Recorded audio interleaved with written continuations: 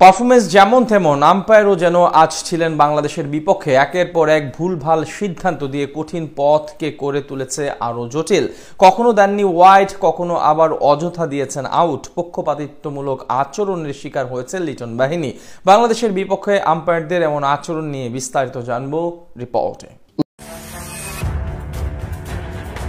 লঙ্কানদের রানের গতির সাথে পাল্লা দিয়ে বাড়ল টাইগার অধিনায়কের হতাশা।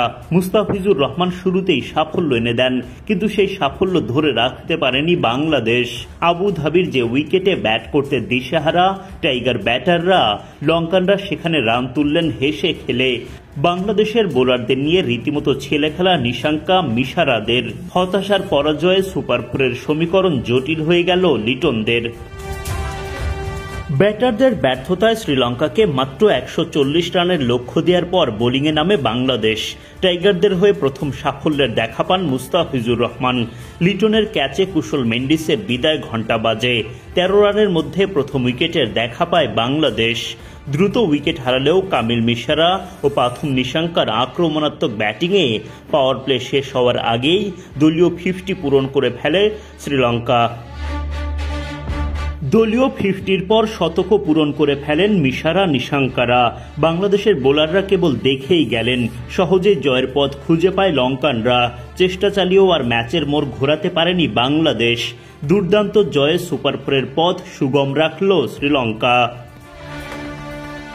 এশিয়া কাপে নিজেদের দ্বিতীয় ম্যাচে শ্রীলঙ্কার মুখোমুখি হয় বাংলাদেশ দল।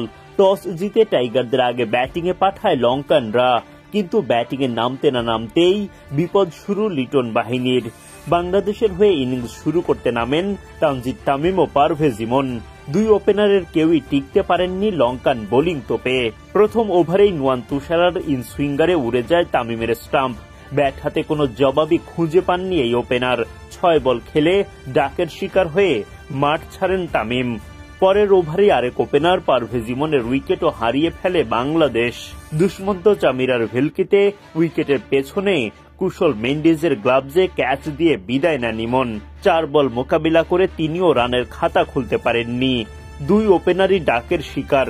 0 রানে জোড়া উইকেট হারায় বাংলাদেশ। ইনিংসে 14 বল মোকাবিলা করার পর রানের খাতা খুলতে পারে টাইগাররা।